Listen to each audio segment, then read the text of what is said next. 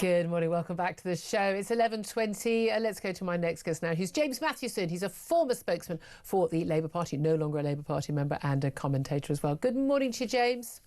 Morning, Julia. Thank you very much for joining us. Now, you don't often support a lot of the things that any government is doing, let alone the Labour government, but I think you are rather in support of this new law that's been laid down today, which will allow 16-year-olds to vote for the very first time. Why do you think that's a good idea?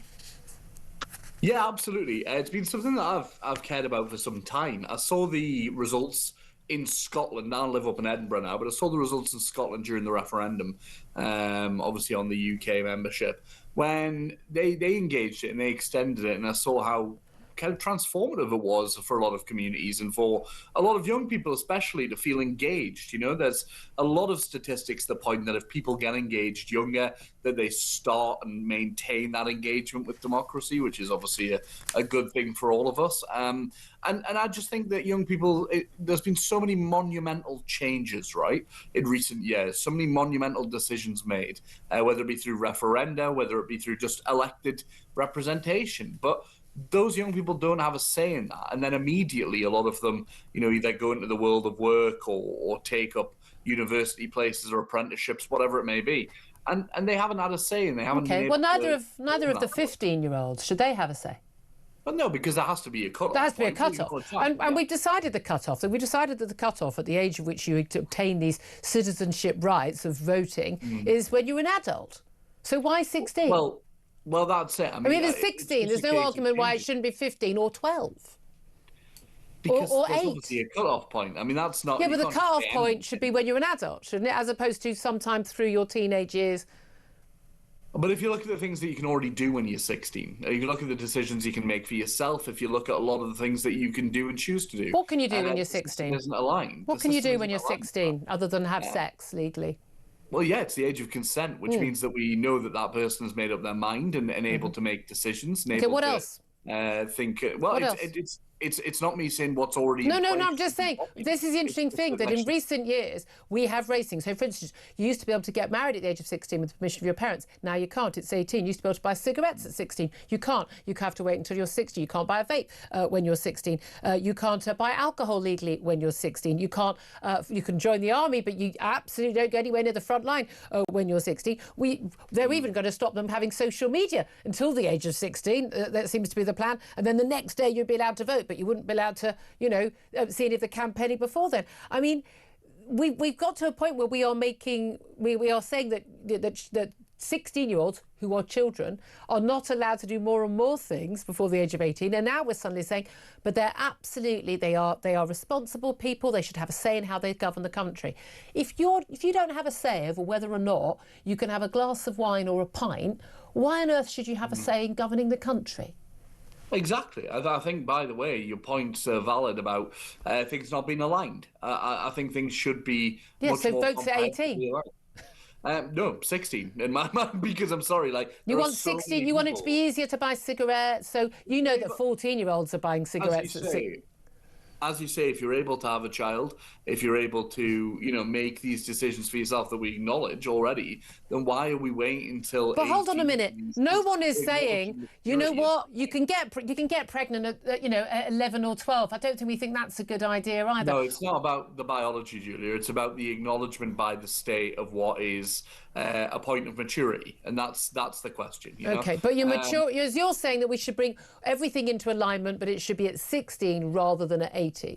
Yeah, and I'm not going to stand out here and pretend to be a health expert and say that, you know, there's specific reasons why 16-year-olds should be able to drink or anything like that. I'm not going to advocate for that. But the smoking age for me was 16 before. Well, I mean, I was definitely drinking at 14, and I mean, so you know, but I wouldn't wouldn't advocate that either. But this is the thing. It seems to me the Labour Party are and the SNP remarkably confused about when they think that someone is of age and when they think someone's mature enough. I had a very mature 16, now 19, but was 16-year-old. At 12, she knew more about politics than most adults I meet. Still didn't think she should have the right to vote, and neither did she. she. I think it's nonsense. You get the right to vote when you're an adult. We agree that you're an adult at the age of 18. Why should it be brought down any lower other than, and you know perfectly well, if Labour thought that, and if the SNP had thought that 16 and 17-year-olds were going to be like, you know, voting for reform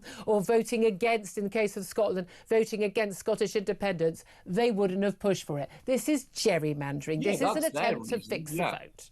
Undoubtedly their reason, because it's beneficial to them, or they think it's beneficial. They think it is.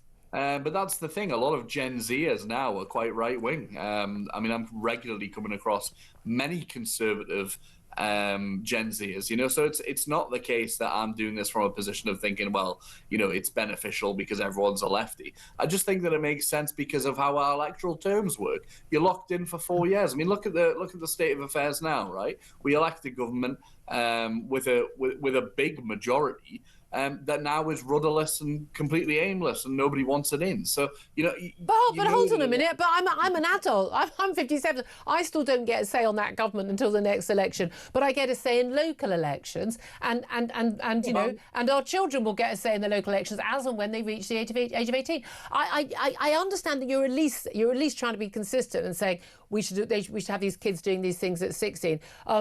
Everything at 16. I'm not sure that's the way the world is going. But I just find it absolutely absurd that you think, and I don't know if you've met many 16-year-olds, I don't think most 16-year-olds are very well equipped to make judgments on voting. And one of my biggest concerns would be how much they're indoctrinated at school by teachers, and they haven't perhaps had a chance to. Julia, come on. Massive issue.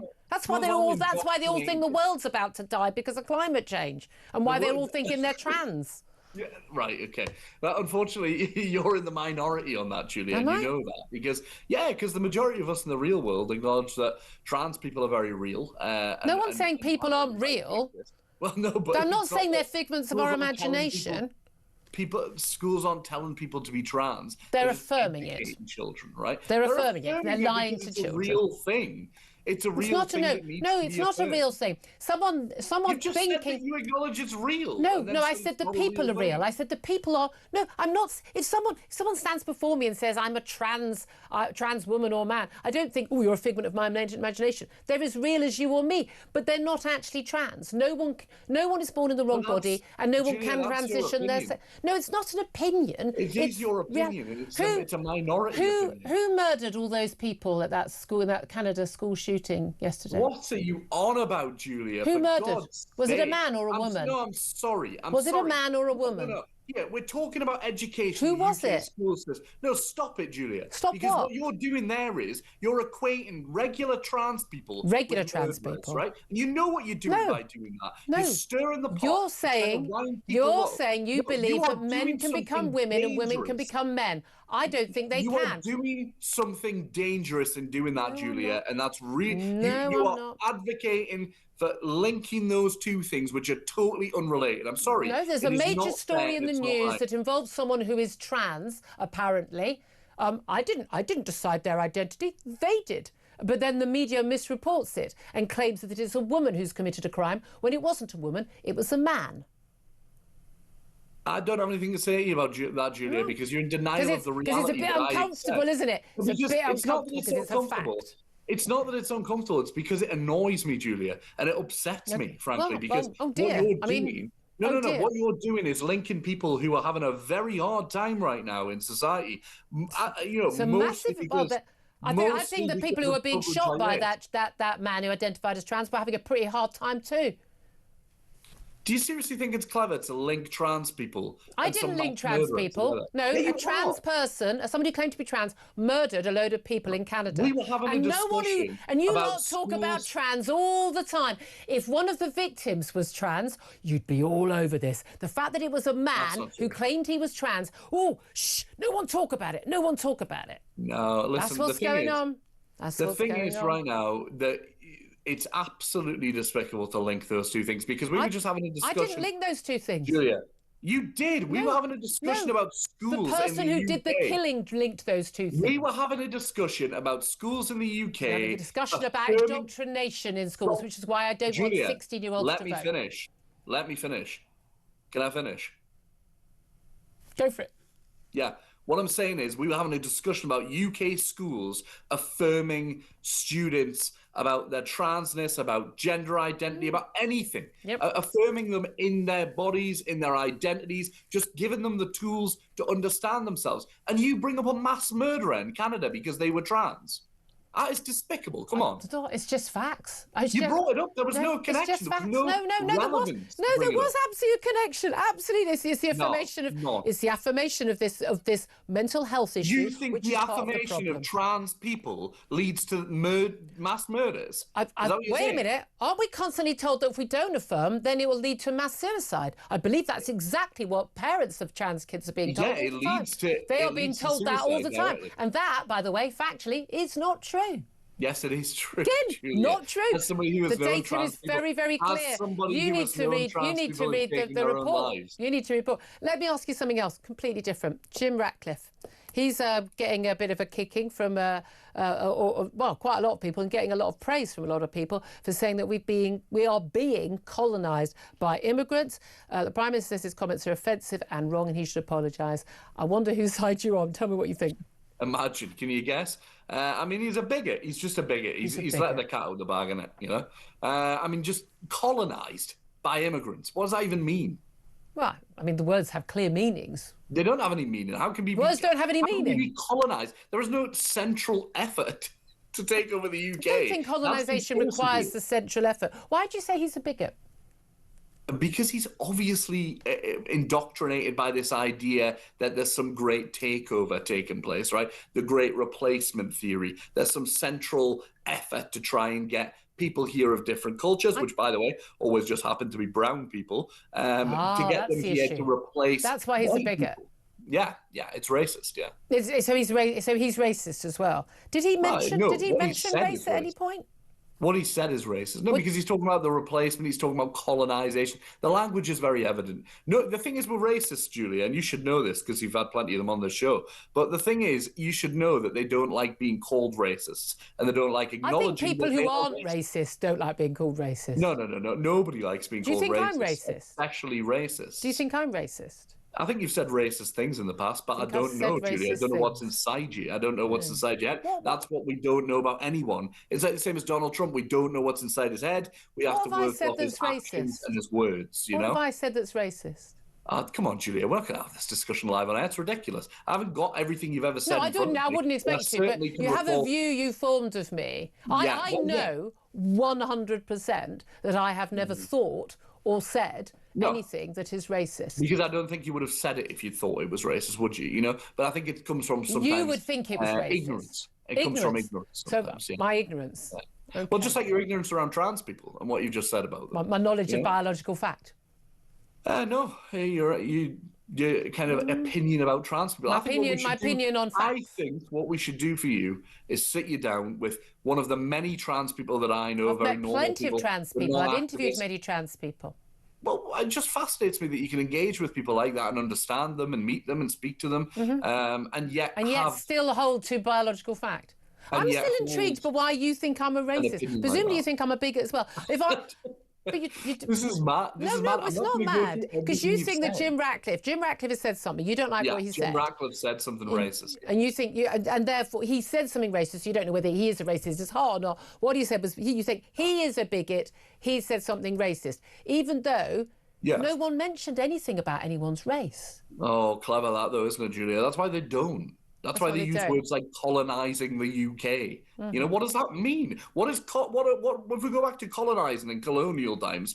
Race is intrinsically linked to it. Of course it is. No, it's not. No, you're just thinking of white European race colonisation. There's been colonisation by every single different culture, race and nationality.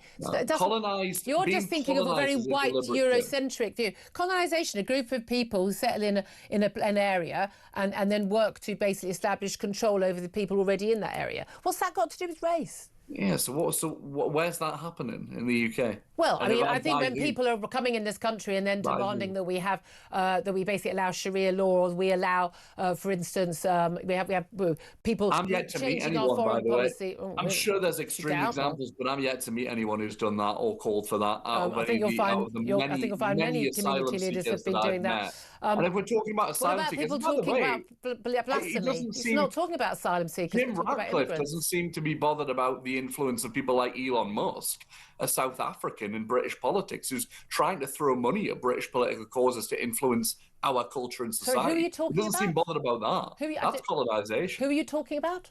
Elon Musk. Elon Musk. Jim Ratcliffe doesn't seem bothered about I that. don't think he's moved to our country, has he? No, no, he's joining rallies. He's kind of Rallies. influencing culture. He owns one of the biggest platforms for social media in the world, which he's influenced, constantly talking about Britain on it. Never stops talking about Britain. So he's trying to influence things here, trying to change things here. Jim Ratcliffe's not bothered about that. So We don't know. Maybe he is. James, we've covered a lot of ground.